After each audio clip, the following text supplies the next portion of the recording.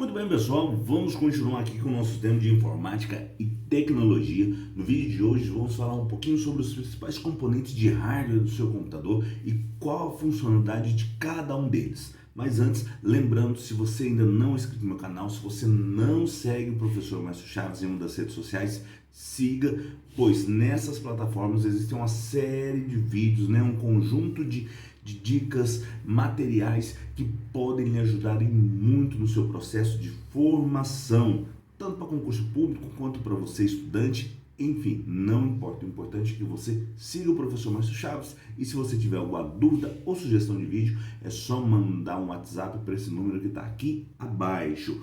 Muito bem, o que vem a ser hardware? A gente vai falar muito nisso e que hardware é a parte física do nosso computador, mas não só apenas do computador. Hardware é toda a parte física dos equipamentos eletrônicos que nós temos. Então, tanto do seu telefone, da sua TV, das outras coisas, dos outros equipamentos que você tem e assim por diante. Porém, o termo hardware ele é vastamente utilizado por nós aqui no âmbito da tecnologia da informação, enquanto nos países que falam a língua inglesa utilizam esse termo para se referenciar a outras coisas rígidas também, que às vezes não tem tanta definição quanto tem aqui para nós. Dependendo do contexto, hardware pode significar até quinquilharia, ou ferragens, ou hardware store, uma loja de ferragens e assim por diante. Então, sabendo agora o que significa a palavra hardware e que no nosso contexto é toda a parte física de equipamentos e implementos de informática, vamos continuar o nosso conteúdo, Vamos continuar com as nossas atividades. Dentro da informática, nós temos, ou do computador, melhor dizendo, nós temos 4 componentes de hardware que são os mais importantes. Vamos falar sobre eles nessa aula também, que é o processador, as memórias, os hard disks e os SSDs, que são os dispositivos de armazenamento de dados de forma definitiva, e a placa-mãe. Muito bem, o primeiro que a gente vai falar é sobre o processador. O processador, ou a CPU, que é a unidade central de processamento, ele é o dispositivo do seu computador, o componente físico responsável pela execução de cálculos matemáticos. A grande maioria das pessoas falam e acreditam, que o processador é o grande chance do computador. No meu ponto de vista não é, e vou explicar para você porque não é o principal componente de hardware, pelo menos para mim. Pois o processador, ele não é um dispositivo inteligente, ele apenas faz aquilo que você manda ele fazer, ele executa aquilo que é ordenado executar. E no nosso mercado, pelo menos aqui para uso comercial, existem 2 tipos de processadores, ou 2 marcas de processadores, 2 fornecedores que são mais fortes. É o AMD e o Intel. Existe uma briga, entre os usuários de AMD e Intel, que cada um defendem firmemente que o seu processador é melhor. E nós teremos uma aula específica para processadores, para verificarmos esses detalhes. Porque um pode ser melhor que o outro e ainda como que a gente vai calcular a potência de cada um. Muito bem, o próximo que a gente vai falar são as memórias. No computador nós temos basicamente 2 tipos de memória, Temos a memória RAM e a memória ROM. Primeiro eu vou falar um pouquinho sobre a memória ROM, que é o Read Only Memory, ou memória de apenas leitura. O que é essa memória de apenas leitura? É a memória que é gravada apenas uma vez, quando esse dispositivo ainda está sendo fabricado lá no seu fornecedor, no seu fabricante, e ela tem como função armazenar os dados de inicialização do seu hardware, do seu dispositivo como um todo.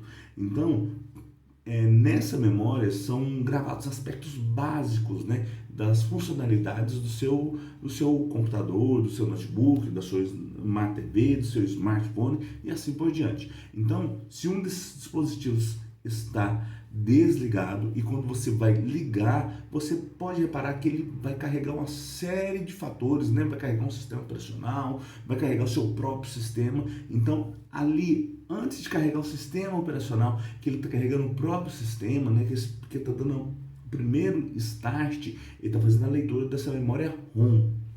Ou seja, ele está fazendo a leitura dos seus parâmetros iniciais, e dali depois é que ele vai procurar o seu sistema operacional, verificar se todos os dispositivos estão conectados, não necessariamente nessa ordem, e assim por diante.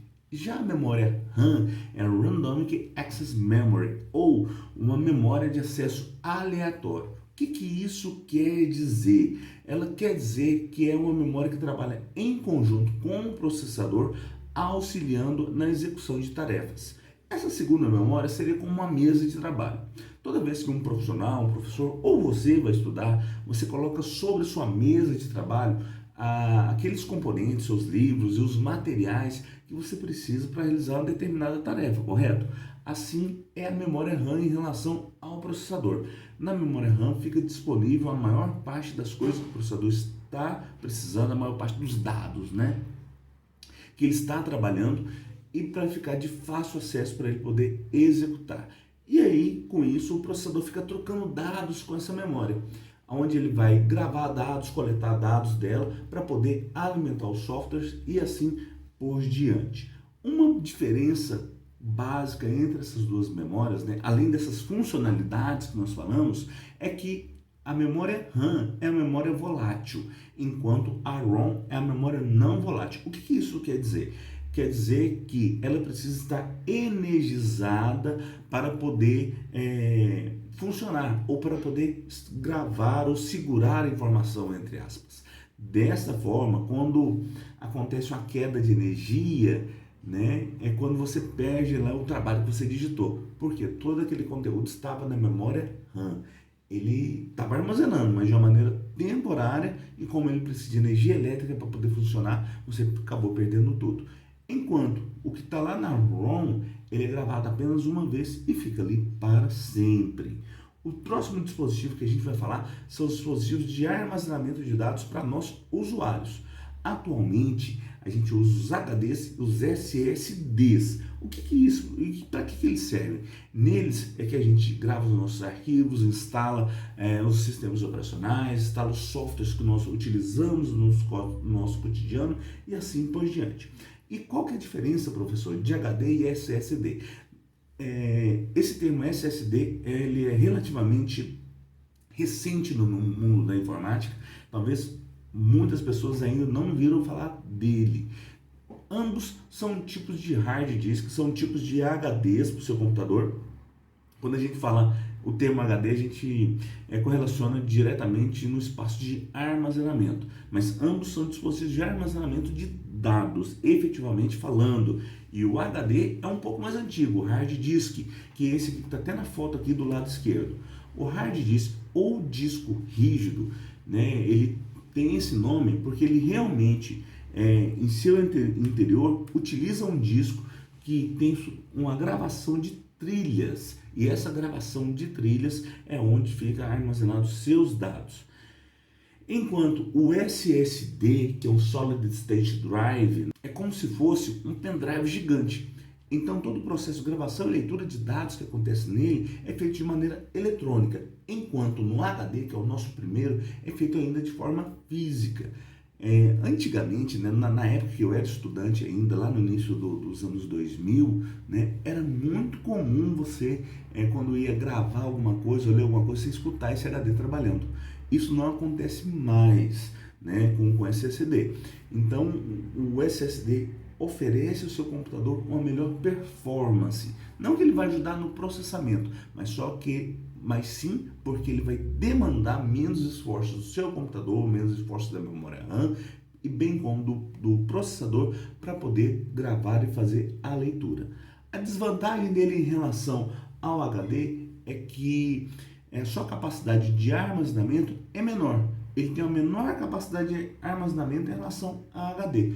Porém, não chega a ser nada que impeça você de executar os seus trabalhos, de ter parte dos seus arquivos, né, gravados ali.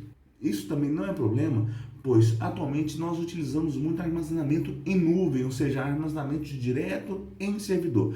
E outra dica para você ainda otimizar o seu espaço e ter mais capacidade de armazenamento é transformar o seu HD em um HD externo. Assim você tira o seu HD do seu computador, desinstala o sistema operacional ou formata ele, transforma ele no HD externo, deixando ele livre simplesmente para backup, para armazenar suas fotos, vídeos e tudo mais. E por último, vamos falar sobre a placa-mãe. Talvez esse componente de hardware precisasse de um vídeo apenas para ele. Mas hoje, como nós estamos dando uma breve contextualizada, vou falar um pouquinho sobre a placa-mãe. A placa-mãe, no meu ponto de vista e para muitos profissionais, é considerado como o principal dispositivo de hardware do computador. Isso porque ela faz a distribuição da energia elétrica e administra o tráfego de informação entre os demais componentes. Basicamente, nós temos dois tipos de placa-mãe, que é a placa-mãe on-board e a placa-mãe off-board. A placa-mãe on-board, que é amplamente utilizada, é aquela placa-mãe que, além de ter essas funcionalidades que nós falamos agora há pouco, ela possui as outras placas de vídeo, de rede, de som, integradas à própria placa-mãe. Enquanto a placa-mãe off-board tem essas outras placas encaixadas, conectadas à placa-mãe.